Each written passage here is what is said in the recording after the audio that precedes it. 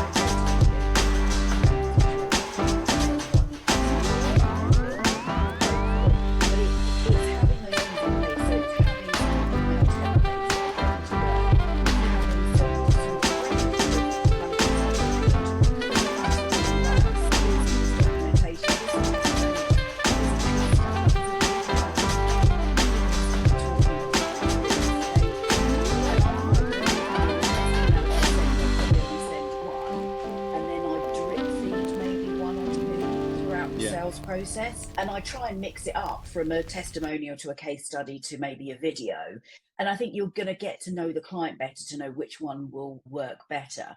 But I also think it's about matching the client's size. So if you are dealing with a huge multinational organization in London and you're trying to win the local pub, don't send them that case study, because I think what they're instantly going to think before they even get a quote is you're going to be too expensive for me. So if you've got a quote of another pub that you do, a case study, then send that. So match your clients so they can see examples of work that you've done in their sector, similar size organization. And having that automation in place where you do those case studies, you have a template already built to be able to send to the client. You might do a PowerPoint, but quite a lot of people now are doing a very small PowerPoint where it's just like our services, what you're going to get from us, what to expect, testimonial, here's the price. And having that all automated so all you're adding in is the actual price itself. I think I'm going to bookmark the automation because that is key to this whole process. But as you mentioned, you don't want to send a case study for a multinational when you're going to the local pub. I think that comes back to knowing who your client is, having your sector identified and really tailoring your messaging towards that and having the right marketing assets for that particular client, right? And how often have you come across like SMBs that are that prepared, or do you need to start with them from ground zero? Lots have got a little bit in place. I'm trying to be kind here. No, they have. Sure. They have got a little bit in place. Some have got lots in place, but maybe not using it in the right order. So sometimes just trying to literally throw everything at the customer in the first in the first point, and that's the wrong approach. You want to keep that momentum and that contact going. Whenever I'm going to a client meeting, if they've come to me directly, I will have obviously looked them up on LinkedIn, and before we even meet, I will have sent them a LinkedIn request, for example. And then once we've met, I'll send a follow-up email, and then those additional steps that will happen to keep that customer engaged. And sometimes I might send them a video. So I use different platforms, and you can send a great video. I could do a video of me talking them through the quote, because sometimes you're relying on a third party selling your services to the decision maker. So if that's the case, you want to try and get across the points of what you said was important to yourselves as a company is X, Y, and Z. So I focused on that, and you'll see that we're able to deliver X, Y, and Z. And here's the testimonials from other customers that are really happy.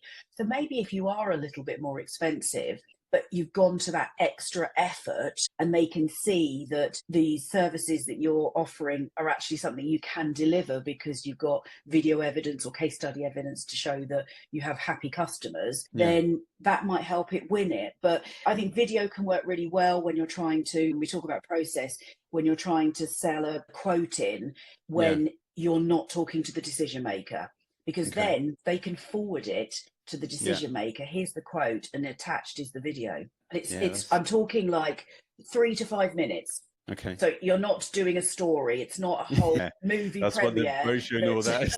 It's short and sweet. Get across what you are as a business and why they would want to do business with you.